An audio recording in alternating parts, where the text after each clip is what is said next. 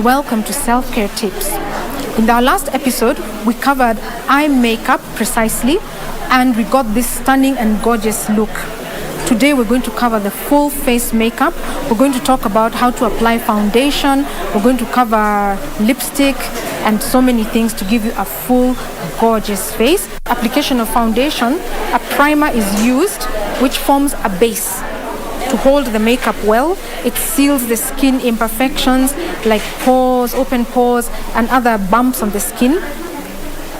Its purpose is to give the makeup a very smooth base to hold on to, and it also makes your makeup last and last all day long.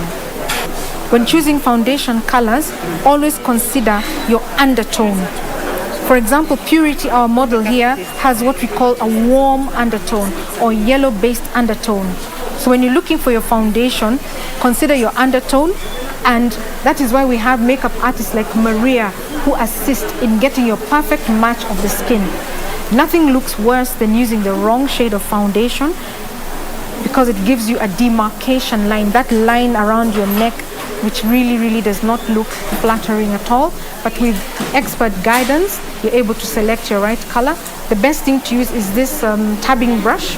As you can see, she's dabbing the foundation onto the skin, and it works ideally because it's able to cover well. Use this brush in these dabbing motions so that your foundation sits well and is able to give the perfect coverage. The next step is the use of powder. Powder is used to set the skin, to set the foundation on the skin, to prevent shine, and it's the finishing touch. It gives the skin a very velvety, matte appearance, very smooth, and can be used on oily skin, or if you're going to be behind the camera, you can always use powder to give that impartation of velvety. A little bit of powder is used under the eyes to set the under eye concealer before the final touch, which will be the lipstick. A light touch, a gentle touch is applied. Nude is brown combined with a slightly brownish pink, which gives the perfect pout or a perfect shade of lipstick, which is ideal for a working day or for going out. The makeover would not be complete without a burst of setting spray or fix, makeup fix. This is a fixative which will keep your makeup lasting all day. This has been Self-Care Tips. I am Irene Joroge.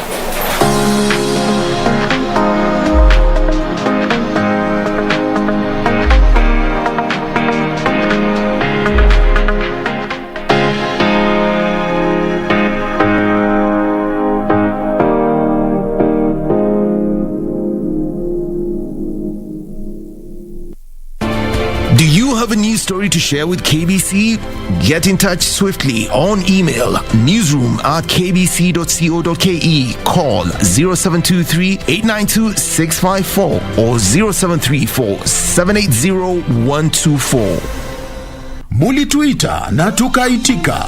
Ndio maana tarehe 12 na 13 Kitweke FM ikishirikiana na Nema na kaunti za Nandi na Kericho inakuletea roadshow babu kubwa katika eneo la Bonde la Ufa. Tarehe 12 msafara wa Kitweke FM utapitia maeneo ya Mosoriot, Chepterit, Himaki, Namgoi, Kapsabet, Kaptumo na kisha tumalizie Nandi Hills.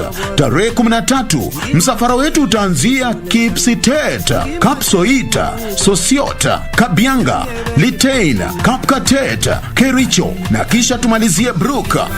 Tarehe 14 watangazaji wa Kitwek kuabudu pamoja na waumini wa kanisa la Voice of Gospel Church lililoko Ngoina Road. Njoo ukutane na wanahabari na waenzi wa Kitwek FM wakiwemo Peter Cheriot aka Semason, Joan Beth, Winnie Cherono, Enoch Ngetich aka Mr. Wadis na wengine wengi. Kitwek FM, Kigasin. Food for finest, Calypto the bad man. Oh yeah, na go to New York. Otepa samba, otepa family yani. Drugs na nilikuwa natumia lakini nimeacha. Ulikuwa unatumia drugs? Movendo bila hoya. Orebuhia nemisango. Alikubali sasa tumeanza mzozo katika mahusiano. Wewe. So ndio maana najua kidogo najaribu kuzungumzia ule mzozo ulioko katika mahusiano. Chakula napika kitamu ila kiliki mzozo. Na nikila sishibi maana najurumia mawazo. Alirojonga pekoma. Sio simenya bola bola imwe mubulwana. Orebuhia.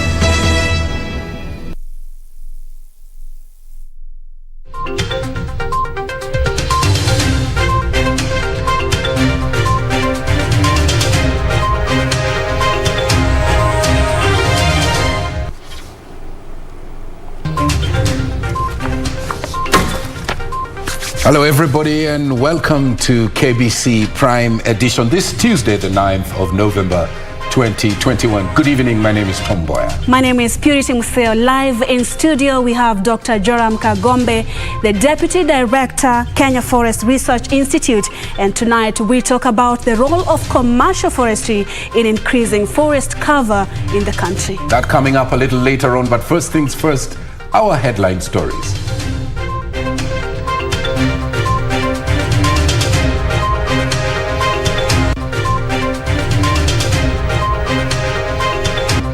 Police place 50 million shillings bounty on 5 terror suspects. Fit to stand trial, High Court directs suspect behind athlete's murder to undergo mental assessment. Tough times ahead, taxman adjusts excise duty.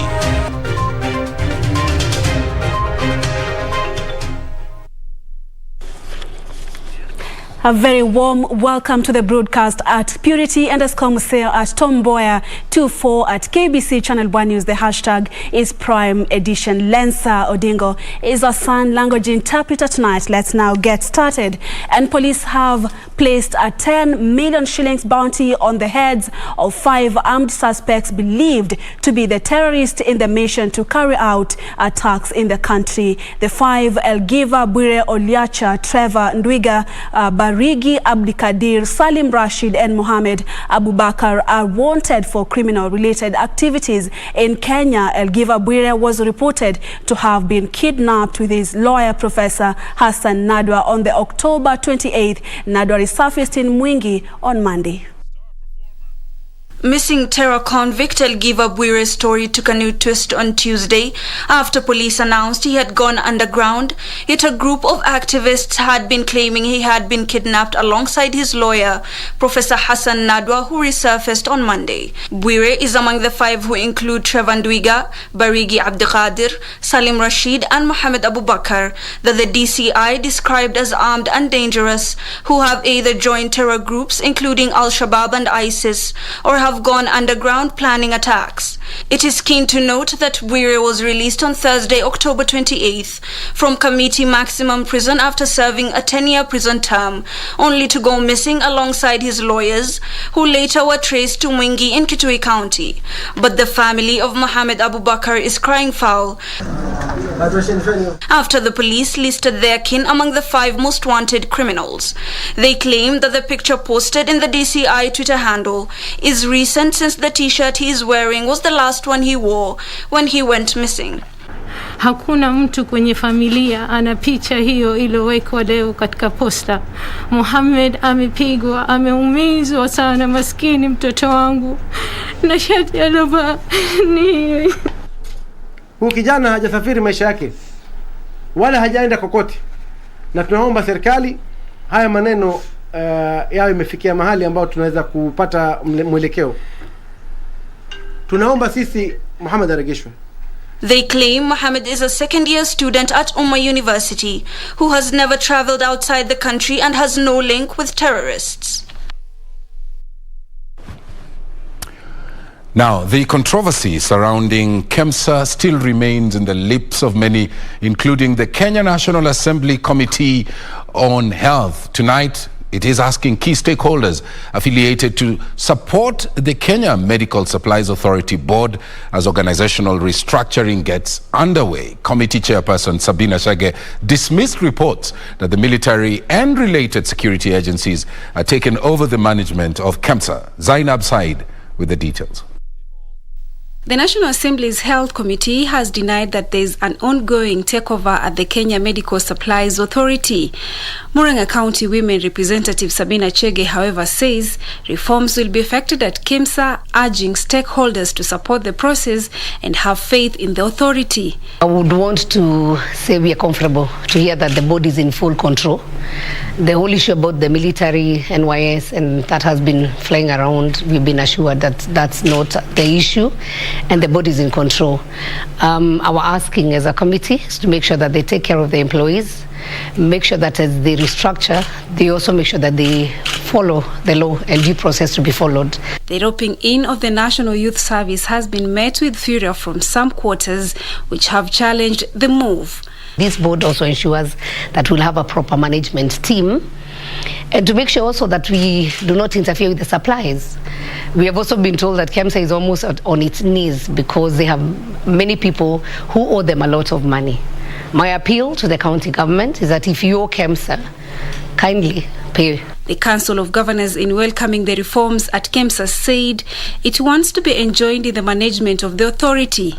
The Council of Governors Chairperson Martin Wambora said the demand for medical supplies in the 47 counties is huge, and it will only make sense if counties are placed at the heart of operations. For Prime Edition, I'm Zainab Said. And the Supreme Court has dismissed an application seeking to have 3 judges of the Apex Court recuse themselves from the BBI appeals case. In striking out the application, the Apex Court ruled that it had no merit. The Supreme Court has therefore set the hearing of the BBI appeal for January 18th to 20th. We are giving directions to the hearing of the 3 petitions of appeal that were filed before us. The Supreme Court has consolidated 3 petitions challenging the Court of Appeal decision that nullified the BBI constitutional amendment process. The appellants will have 15 days within which to file their written submissions and list of authorities. And similarly, the respondents will have 15 days within which to respond. Activist Isaac Aluchiel had sought to have Justice Njoki Ndongo, Smoking Wanjala, and Mohammed Ibrahim recast themselves from the case. Aluchiel had argued that the 3 may show bias. That application was, however, struck out by the Apex Court. The applicant has not demonstrated and or adduced any such evidence in support of the allegations on bias by any of the cited judges. The court allowed all application for amici, saying the submissions filed by the different amicus curia will help in reaching a determination but will not be allowed to make oral submissions. And we find that the amici have filed a detailed brief which shall be of use to the court, and therefore we shall admit their application, we shall allow the application, admit them as amici curiae. The briefs attached to the application are deemed as filed, and the applicants shall not make oral submissions at the hearing of the petitions. Through the Solicitor General, Attorney General Kihara Kariuki is challenging finding of the Court of Appeal, which had held that the basic structure doctrine is applicable in Kenya. The AG is also challenging the ruling that civil proceedings can be instituted against the president during his tenure of office. On its part, the Independent Electoral and Boundaries Commission is challenging the constitutional composition, quorum, and mandate of the electoral body. On August 20, Appellate Court upheld the High Court ruling that nullified the BBI constitutional amendment process, declaring several stages and actions unconstitutional and unlawful. For Prime Edition, I'm Ben Troy-Njue. Of course, we have our fingers on the pulse of that BBI story. Let's stay on the corridors of justice, where the High Court in Eldoret has directed that Ibrahim Rotich, the prime suspect in the murder of athlete Agnes Tirop, be taken for mental assessment at the Moi Referral Hospital before being charged. Rotich was Tirop's boyfriend. Deputy Registrar of the High Court in Eldoret, Diana Milimo, Tuesday ordered that Rotich be produced before the court on the 16th of this month to be charged with the murder of the athlete. State Counsel David Feather said the suspect has to undergo the mental test before being charged. Rotich, remember, first appeared before the resident magistrate Naomi Wairimo in Iten after being held for 20 days to facilitate investigations into the murder of the athlete.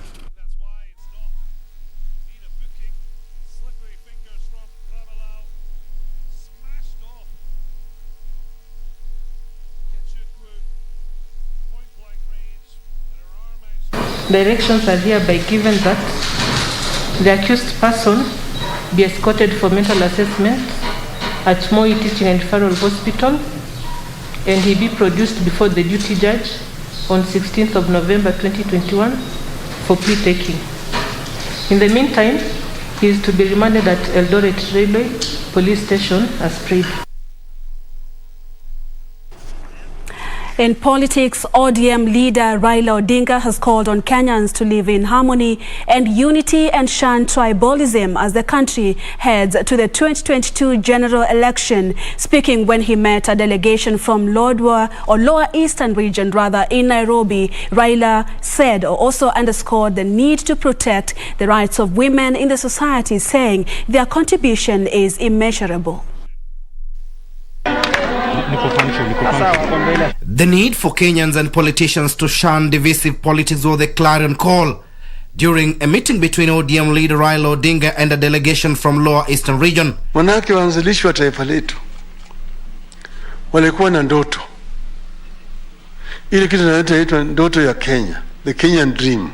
The ODM leader Raila Odinga saying it's time Kenyans embrace each other's brothers and sisters and avoid profiling on tribe, race and religion factors. Haki itakuwa ngao na mlinzi kama kuna demokrasia katika taifa. Hakuna watu kushurutishwa ati mama na baba nini, hapana.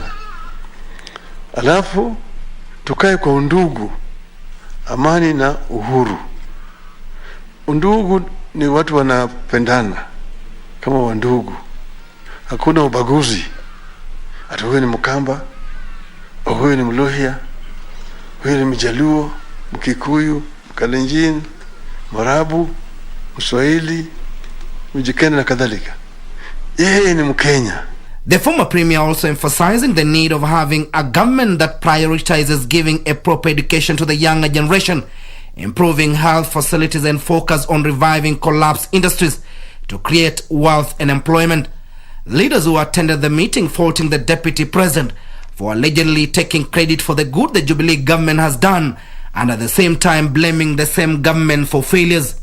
Wakati ya campaign ilikuwa inaitwa Uhuruto. Hii ilikuwa serikali ya President Uhuru na yeye mwenyewe alisimama kama naibu wa rais akasema ya kwamba tutatengeneza kila mwaka kazi 1,000,000. Kama kitu inaendelea vizuri kwa serikali ya Uhuru, Ruto anataka kuchukua credit. Tumefanya hii, tumejenga hii barabara, tumefanya hii kama Jubilee. Maneno ikienda kombo, sasa hiyo hayuko hapo, ni Uhuru peke yake. Timothy Kipnusu for Prime Edition. Let's stay with local politics. Deputy President William Samoei Ruto has once again taken issue with the proponents of the Constitutional Amendment Bill 2020, accusing them of dishonesty. Ruto, who was addressing a delegation of Kisumu residents on the first day of his tour in the Nyanza region, said that those pushing the BBI initiative are not coming out clean on their motives. Deputy President William Ruto has kicked off his tour of the Nyanza region, holding an indoor meeting with a section of residents in Kisumu City. The DP used the occasion to poke holes into the contents of the Constitutional Amendment Bill 2020. The real issue with BBI, which nobody wants to tell the country, and even the people who are proposers of this BBI, they are ashamed of it. They wanted to change the constitution to install an imperial presidency.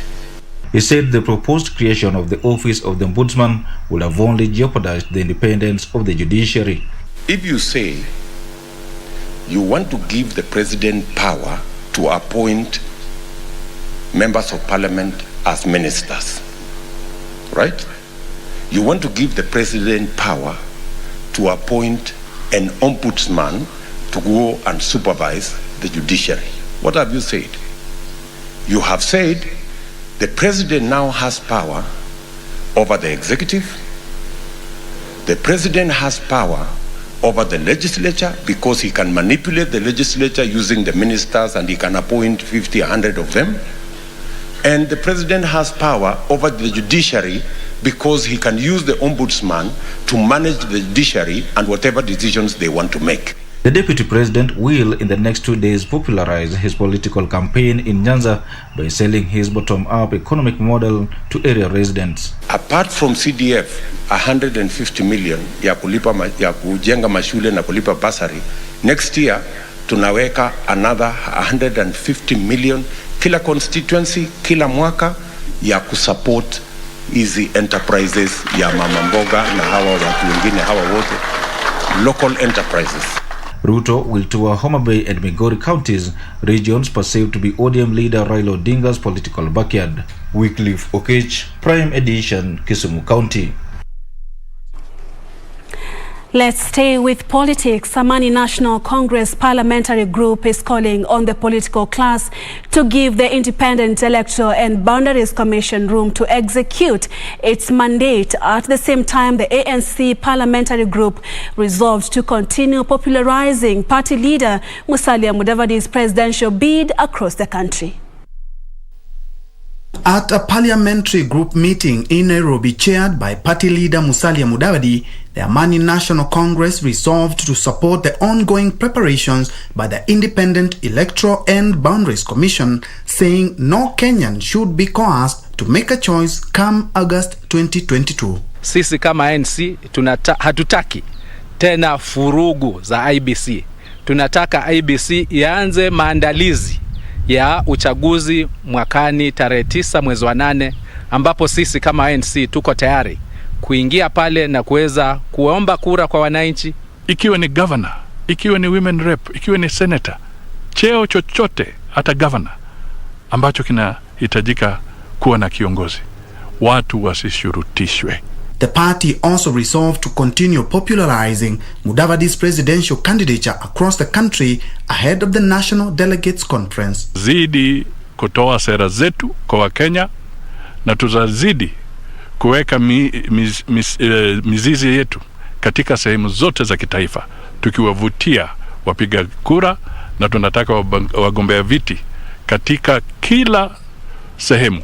Elsewhere, Murang'a Governor Mwangi wa Wairia has maintained he will not relinquish his interest to run for the top seat come 2022. Ni safari ya mwananchi. Mwananchi ndiye ataamua. Na mimi nataka kutangaza tena na tena na tena, kupitia kwa chama cha usawa kwa wote, mimi nitakuwa mgombea wa kiti cha urais. Na tunazamaga kwamba ndulu huanza nyumbani. Wairia says as a representative of the vote-rich Mount Kenya region, he cannot be a running mate, and anyone seeking to join him should support his bid for State House. Well, let's give you a break from the political stories as we usher in our first commercial interlude. Absolutely, and coming up, our conversation on the role of commercial forestry in increasing forest cover with Dr. Joram Kagombe, Deputy Director, Kenya Forest Research Institute, coming up shortly. Talk to us. You can weigh in on our conversation tonight at KBC Channel 1 News, the hashtag Prime Edition. Let's take the breather.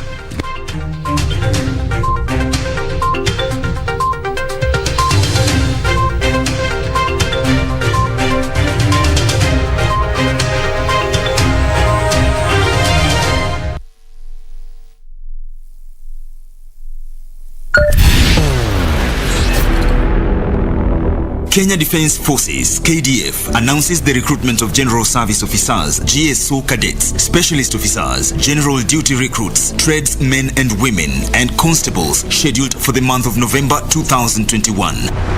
Listen to Radio Taifa during the entire month of November 2021 for details of the recruitment process. Then grab your local newspaper, The Daily Nation, 7th of November. The Star on the 5th of November, while the Standard will have those details 14th of November and 9th of November on MyGov inside the Standard newspaper.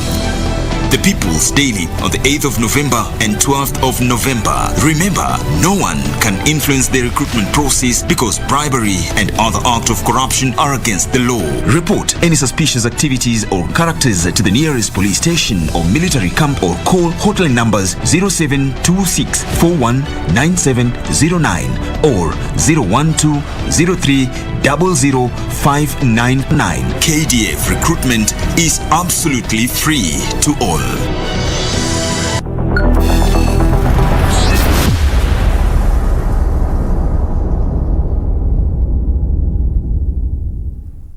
To get Philippians 1:6 as your Skiza tune, dial star 811 star 965 hash. And I'm certain that God, who began the good work within you, will continue his work until it is finally finished on the day when Jesus Christ returns. Philippians chapter 1, verse 6. To get Philippians 1:6 as your Skiza tune, dial star 811 star 965 hash. Star 811 star 965 hash.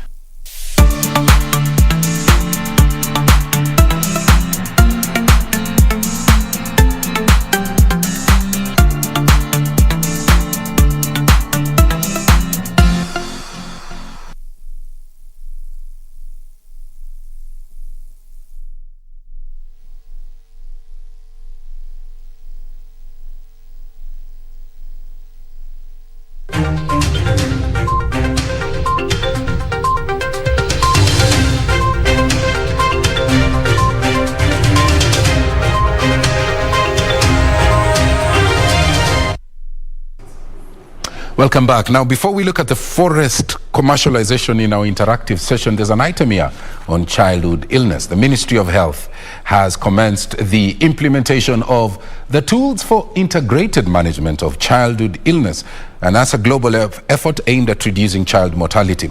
The pilot, which has kicked off in 3 countries, is expected to put in place interventions to reduce deaths in children who are under the age of 5. Ruth Mboya puts that story in perspective.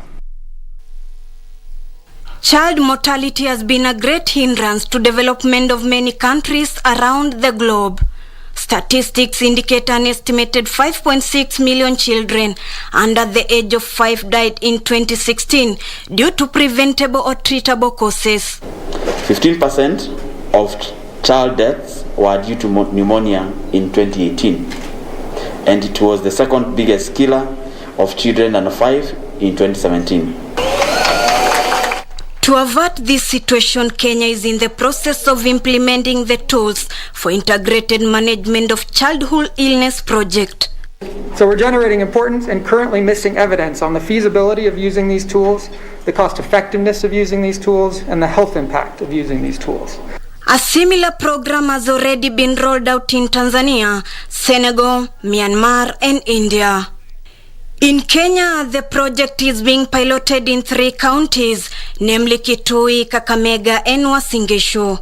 And we have seen a great achievement by use of this CDSA and the pulse oximetry, because now the 2 pre-piloting health facilities, the healthcare workers there are able to detect severe illness. A study by health researchers indicates medical devices such as pulse oximeters correctly identified hypoxemia in 20 to 30% more children than relying on clinical symptoms alone. As Kenya strives to achieve sustainable development goals, TIMS is one of the key agenda in ending child mortality. Reporting for Prime Edition from Nairobi County, I'm Ruth Mboya.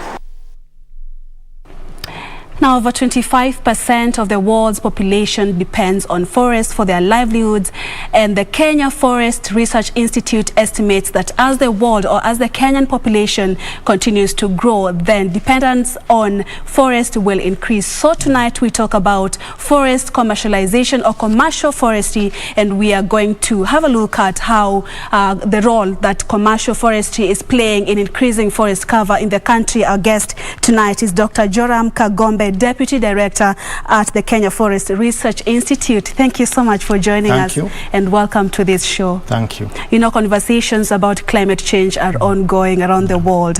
What does this project, it's one of the core services that you offer at KFRI. How does it contribute to that conversation, that is the global conversation that is ongoing on climate change?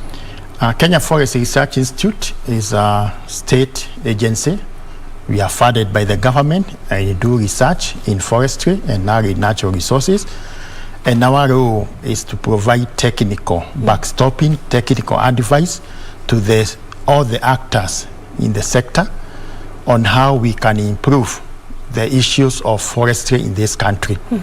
And forestry contributes a lot in terms of being the major carbon stock in the country. Even as we talk about the ongoing conversation in Glasgow, carbon, most of the carbon is retained in the forest, and so we have to work with all the parties towards increasing the forest cover in this country. And as you are aware, the country came up with a strategy of increasing the forest cover from the current about 6% to 10%. Yeah. And this require concerted effort by everybody, not just government. Everybody need to come in because it's a lot of work, but it's possible with everybody coming on board. And so the issue of what we are discussing about commercial forestry comes in handy because right now the commercial forest plantations in this country are mainly in the public sector, in the gazetted forest, and they started about 130,000 hectares. And these contribute to the construction industry. They also contribute to issues of transmission poles, also the firewood. As you are aware, the bulk of our population, about 80%, stays in the rural areas, and they use 80% of their fuel consumption is from wood. So as we talk about this commercial forestry, we are thinking of how can we go beyond what the current practice, where most of the forests are in the public forest, to get into the on-farm, where the farmers can do tree planting as a competitive land use. And we'll also be talking about we get also to arid and semi-arid areas. We'll be getting into the details of the commercial forestry shortly. But you said that the effort by the country to increase its forest cover to 10% is to try address the emissions that are going on from all over the world. Maybe let's talk about what is the possible cause for these emissions and how increasing forest cover can reduce or curb the carbon that is coming from these emissions. The emissions are produced when, especially we have had a lot of industrialization, even in countries, and through the industrialization, there is a lot of green gas emissions, which have actually led to the issue of increment of the temperatures, and this has had a problem because when the temperatures rise, a lot of things change.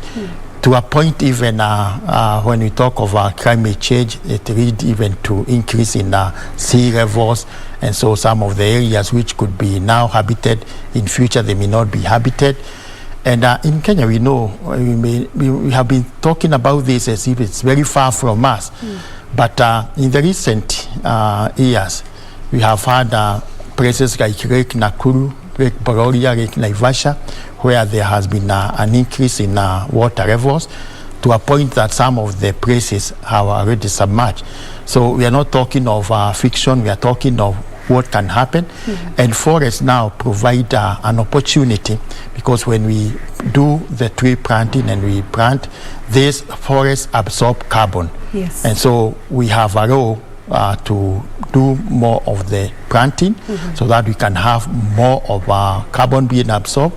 And we also reduce the cutting, because when we cut, we also are emitting carbon. And Kenya is at the forefront in addressing the issue of climate change. Maybe how can you rate our efforts as a country to address climate change through forest cover, increasing our forest cover? Where are we at? Kenya has done great strides in this area, because we have the policies and legislation which support this. And the greatest effort the government did is also coming up with a government strategy towards 10% forest cover. And there's a strategy and it's a blueprint which give the efforts which everybody should do. The strategy is there. I think the issue which we'll be discussing is how well it's implemented. But of course, to be implemented also require resources. And this is where even the discussion which has been going on in Glasgow, if you have followed them, there has been a lot of discussion about also the countries which are developed also coming in to support the developing countries in issues of forestation, issues of reducing emission. So I think that those discussions are there, and there have been promises. We hope that this time round, beyond Glasgow conference, the promises will be articulated and we shall have more support. Yeah, and Kenya, I think, and South Africa are the only countries that produce quality seeds. Let's talk about how this is helping, especially farmers. And I know there is another core service that you're offering right now on the commercial forestry. So let's talk about the quality seeds that we have and how KEFRI is using to address or to help farmers and to address the issue of forest conservation. The basis of forestry is quality seeds. Because if you are talking of planting and you want to plant trees unlike maize, they take long. Some trees will take 20 years. If you are talking of indigenous trees, they can go even up to 60 years. And so the stock, what you plant is very important. And Kenya, as you have said, we have a seed center which deals with the issues of quality seeds, and KEFRI is at the forefront. And when we are talking of quality seed, we start from the field, where we have seed orchard and also seed starts. These are areas where we collect seeds, and once we collect seed, we have to process them, we have to do germination tests, we have to package them properly to ensure that what we are giving also is of quality. It can when a farmer buys, they can go and germinate. And so that become the issue of even quality plantation start with the quality seeds.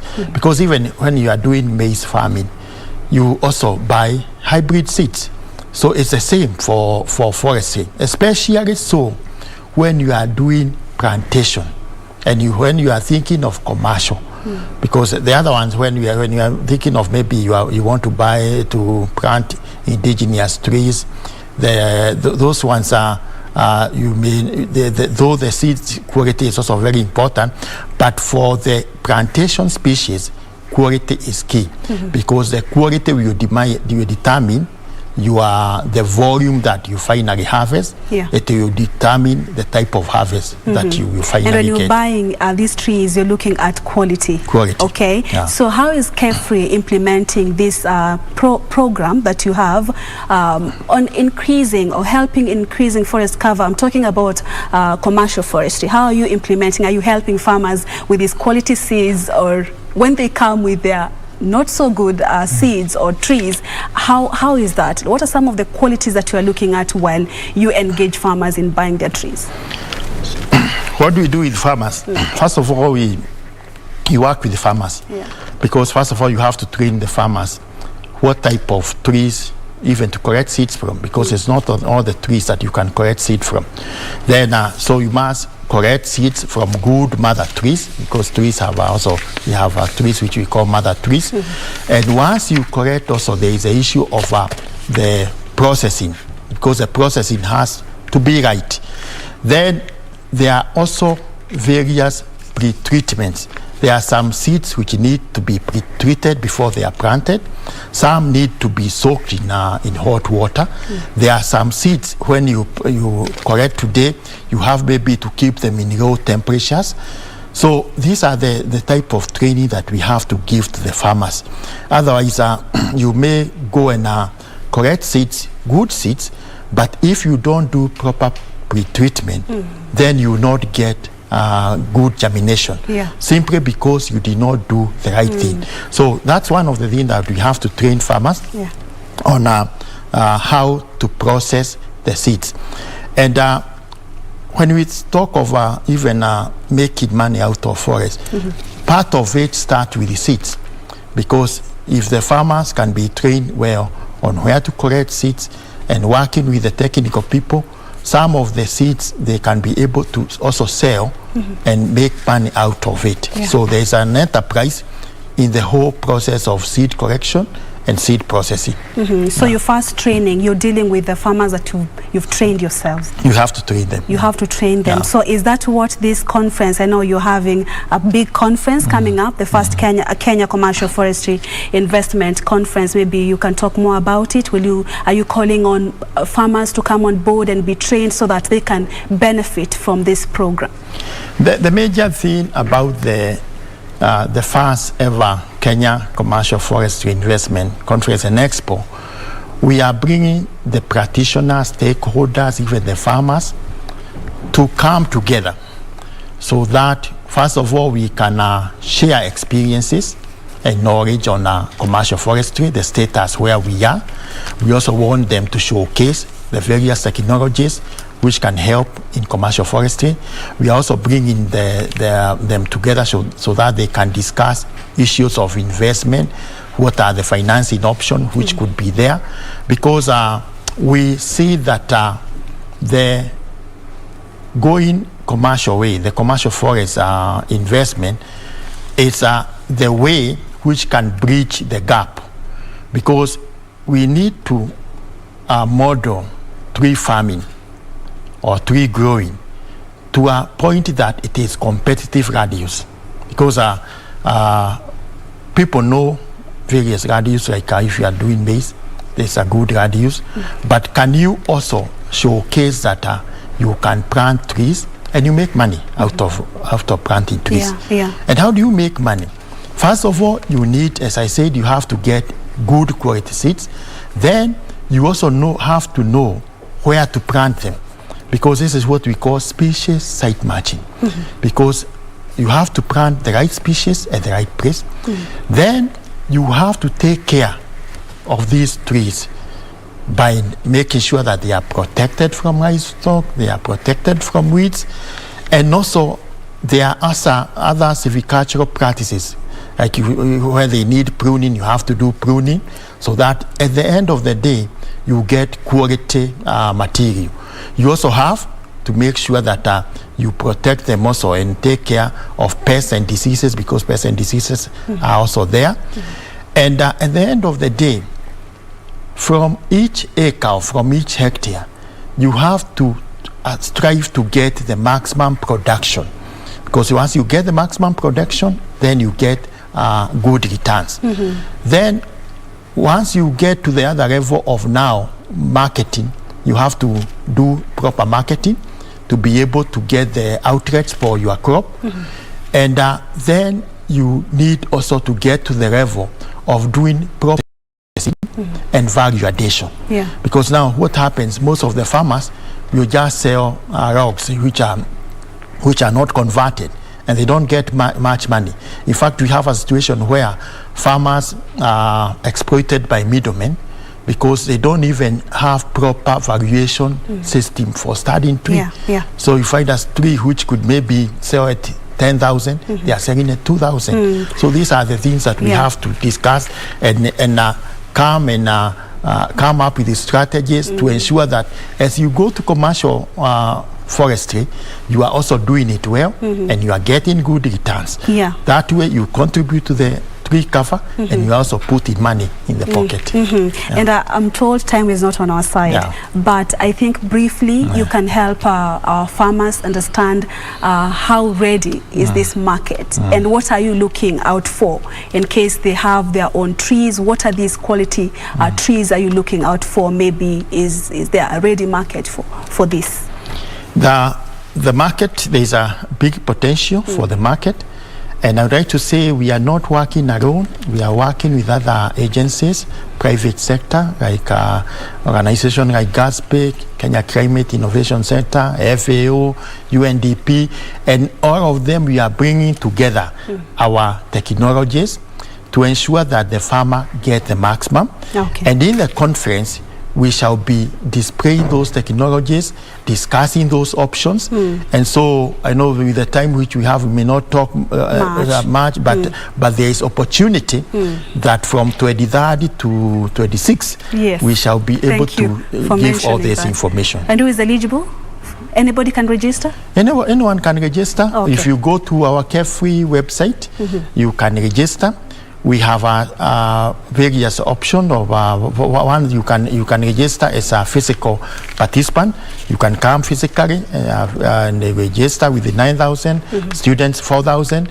But we are also, because we know this is very important topic for Kenyan, we will be streaming live. And we shall also be in streaming through the virtual. And for virtual participation, it is free. Oh, okay. It is free, and so we encourage everybody to register. Okay. And then actually when you register, you will not miss out. You'll be able to learn a lot, and you will come out of the conference with having learned how you can make money out of forest and also contribute towards. Thank you so much. My director is going to finish with you. Thank you so much for making time for us, Dr. And we will be registering. The conference begins on the 23rd to 26th of this month. Thank you so much, sir. We appreciate. That's all the time we had for this interactive conversation about commercial forestry and increasing our forest cover right here in the country. We have business news coming up next. Stay with us.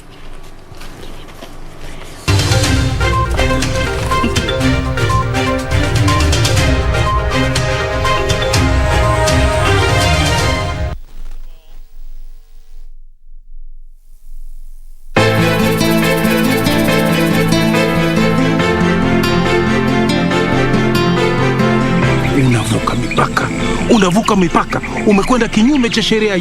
Hiyo usifikirie wanitisha. Unajua unaweza kuwazubaisha hao wengine manake hawakujui, lakini mimi mamako, mimi ndio nilikuzaa na kujua ndani na nje. Lazima nitoke sasa hivi, nisipotoka sitaweza kutoka tena.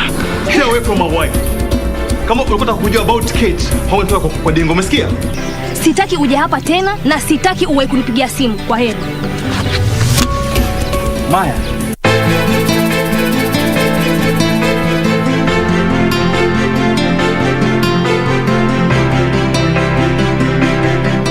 Mulituita na tukaitika.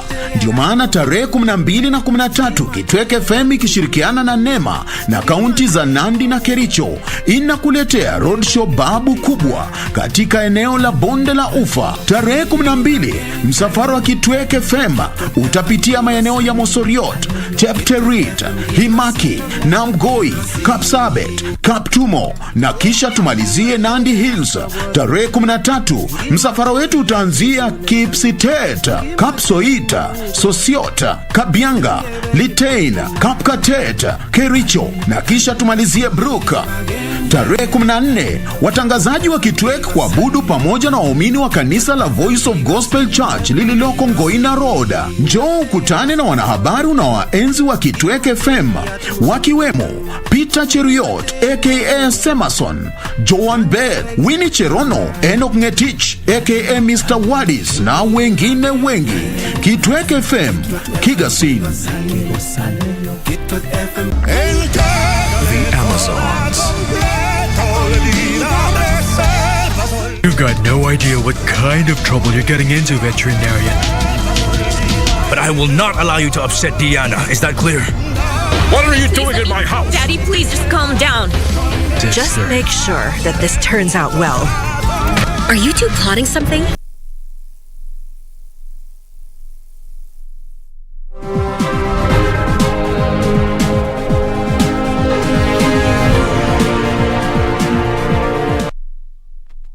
Welcome to Business. I am Cynthia Nyamai. Now, 1 million youth are set to benefit from digital skills, among them data entry, transcription, and online marketing as part of the Ajiri Digital Ready to Work program, founded in partnership with the Kenya Private Alliance.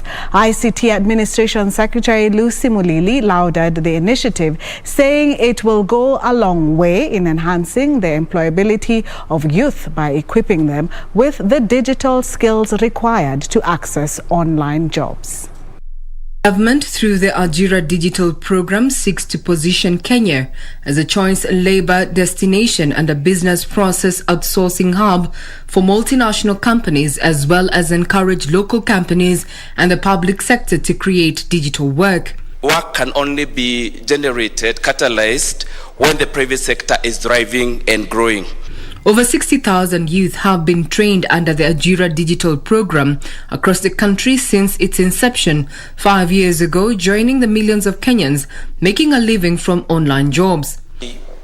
We genuinely think that business solutions and public-private partnerships are required to address social issues and to deliver the Africa Rising narrative to all.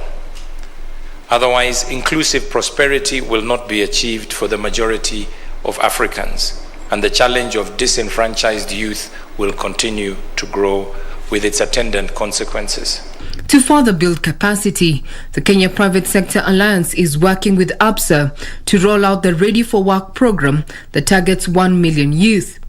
Beneficiaries are to acquire soft digital skills, including data entry, transcription, and online marketing, among others, under the initiative aimed at easing access to online jobs for the youth.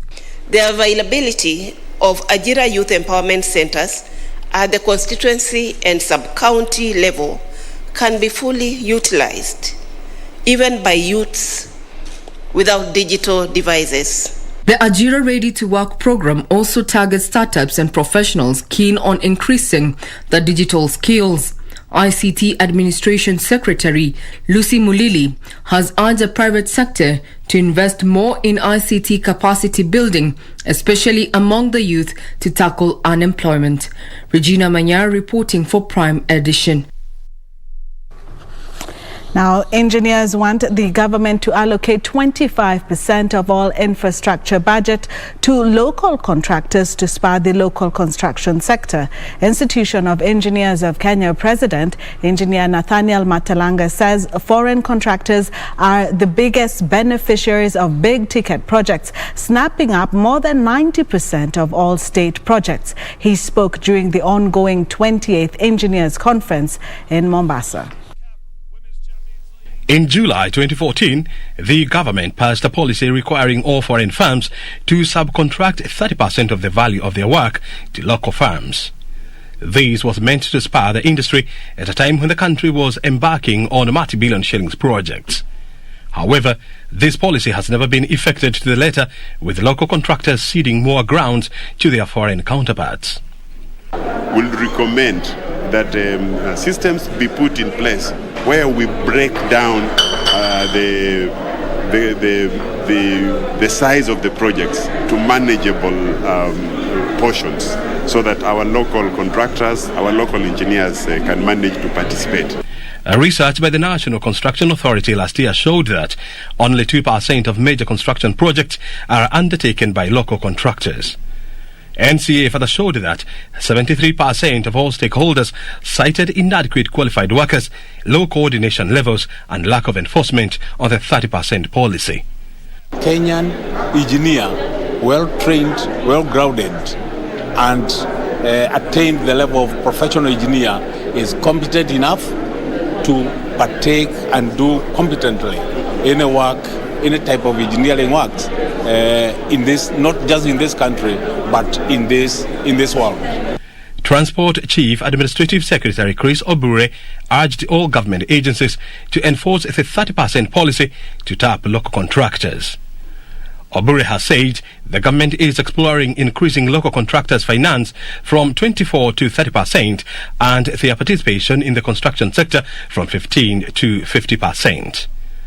The 5-day meeting brings together more than 3,000 engineers from Africa to discuss the role of engineers in sustainable economic development. Engineering is a key component for any major construction. So the linkage between engineering and CONSA is that CONSA Technopolis is one of the flagship projects under the Vision 2030. It's one of the mega projects going on in this country. To deploy it, you need several engineers and professionals to take it from the design to construction and even to operation. O'Brien, Command for Prime Edition.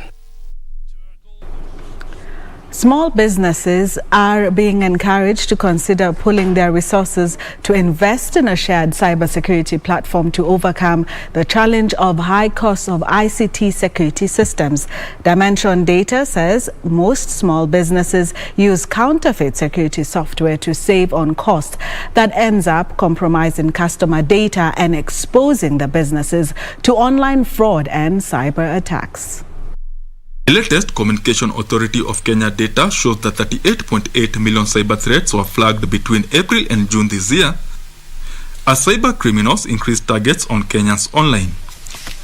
Players in the cybersecurity industry say 60% of cyber threats now target small businesses due to the fragile cybersecurity software that can be easily hacked. The attackers are now realigning themselves to hijack personal information, because this is the same information that customers use to make payments on this online platform. Small businesses, especially those with e-commerce platforms, are being encouraged to consider putting resources to invest in cybersecurity systems to safeguard their crucial data. We are trying to always also do a lot of research, try to find out what are the new ways of being able to help businesses be resilient. And by resiliency, I'm talking about being able to identify attacks, being able to protect, detect all of these that are happening, being able to respond to the attacks as well, and lastly, being able to recover. Small businesses are further being urged to vet their third-party service providers before entrusting them with customers' data. What this means for SMEs is that there's a bigger mandate on their part to protect customer data, protect what we call personal identifiable information. Small businesses in the manufacturing, health and financial service sectors are the worst affected by online fraud. We had healthcare, manufacturing and finance all within the SME sector that were really subject to a lot of cyber attacks. Dimension Data is advising businesses to constantly upgrade their systems and train staff on cybersecurity to minimize cases of online fraud. Benson Rioba reporting for Prime Edition. Kenyans will have to dig deeper into their pockets following a public notice issued by the Kenya Revenue Authority on a raise of excise duty for various consumer goods. The 4.97% increase in excise duty is in line with the average annual inflation. The raise came to effect on the 2nd of November this year, bringing it to a subsequent rise in the cost of living. The inflation-linked excise will have consumers paying 5 shillings and 77 cents more for a litre of beer, while prices for spirits will rise by up to 13 shillings and 20 cents. Duty on chocolate will increase by 10 shillings 43 cents per kilogram. The price of a packet of 20 cigarettes will rise by 3 shillings and 29 cents. And the duty on bottled water will go up from 5 shillings and 74 cents to 6 and 3 cents per litre. In a statement, Stop Crime Kenya have criticized KRA on the move, saying such hefty increments on excise duty will pave way for contraband goods leaking into the market, putting local producers at a disadvantage. Stock chairman says Kenyans have evaded a hike in taxes last month on 31 goods following a court ruling, but they face peril and hard economic times going forward due to these increments, especially considering the coming festive season. The Kenya Association of Manufacturers has continually urged the taxman to pause implementation of the annual inflation adjustment tax that affects excisable goods, citing economic hardships as a result of the COVID-19 crisis. Reporting for Prime Edition, my name is Hibak Said. That's it for Business Spots. Coming up shortly with Karen Kibet.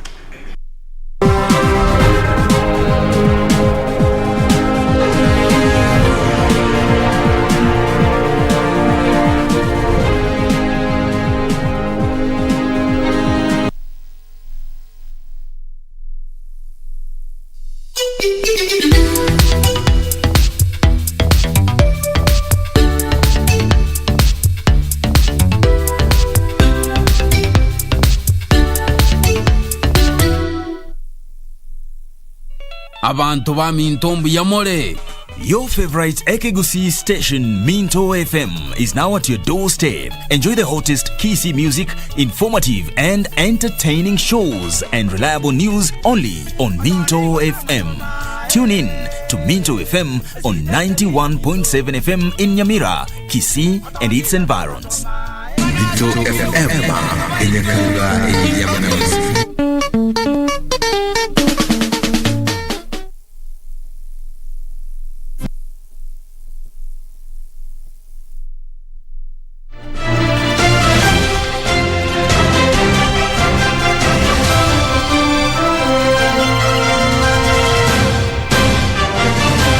Welcome back. It's now time for us to take a look at what's making headlines in the world of sports. My name is Karen Kibet. Now, the National Rugby Sevens and Basketball 3x3 teams have qualified for the Commonwealth Games set to be held next year in Birmingham, United Kingdom. The 3x3 national basketball team, which is currently competing, the second best team in the continent after Egypt booked their slot through automatic qualification since Egypt isn't a Commonwealth country. National rugby team Shujaa was the first Kenyan team to qualify for 2022 Commonwealth Games. Shujaa got a direct qualification based on their performance in the World 7 Series. 16 men's teams will compete in the Birmingham 2022 Commonwealth Games Rugby Sevens competition set to be held between the 29th and 31st of July at the Coventry Stadium.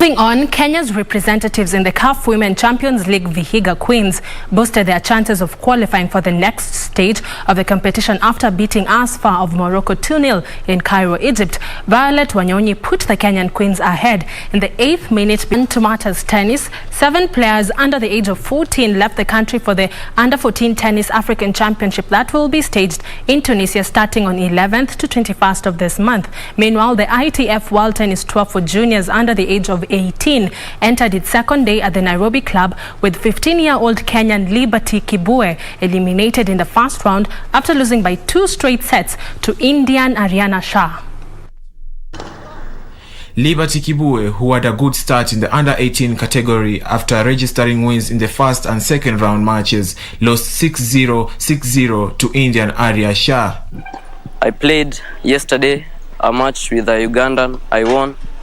And then today I'm playing a guy from India, second round. Joshua Knights of Belgium beat Nathan Trove of France by 6-3, 7-5 sets. Meanwhile, 7 players under the age of 14 left the country for the Under-14 African Championship that will be staged in Tunisia starting 11th to 21st of this month. The girls who will feature in the championship include Melissa Muoka, Marceline Oresha, Rehab Kipsang and Celine Ahoya. The boys who will participate in the continental event include Baraka Ominde, Brian Nyakundi and Alvin Kimanthi.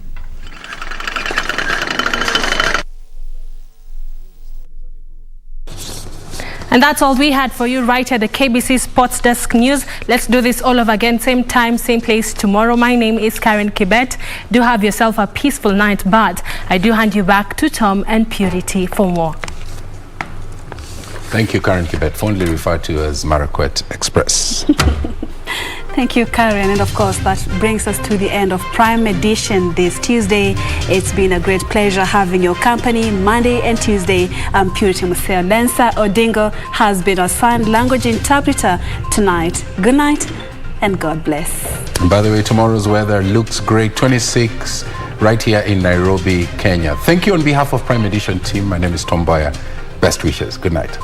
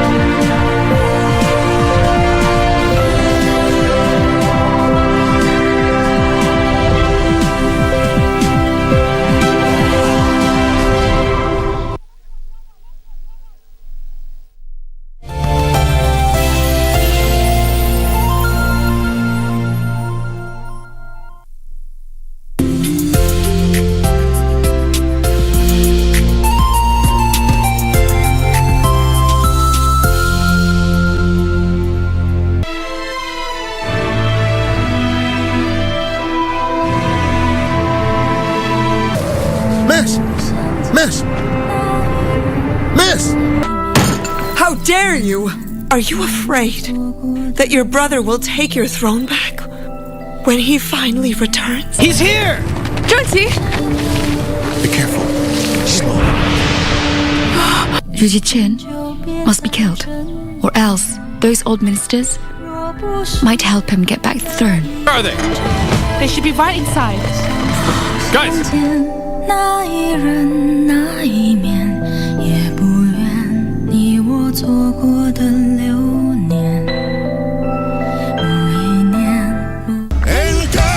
The Amazons. You got no idea what kind of trouble you're getting into, veterinarian. But I will not allow you to upset Diana. Is that clear? What are you doing in my house? Daddy, please just calm down. Just make sure that this turns out well. Are you two plotting? Abantu ba Mintombo yamole. Your favorite Ekegusi station, Minto FM, is now at your doorstep. Enjoy the hottest KBC music, informative and entertaining shows, and reliable news only on Minto FM. Tune in to Minto FM on 91.7 FM in Nyamira, Kisii, and its environs. Minto FM,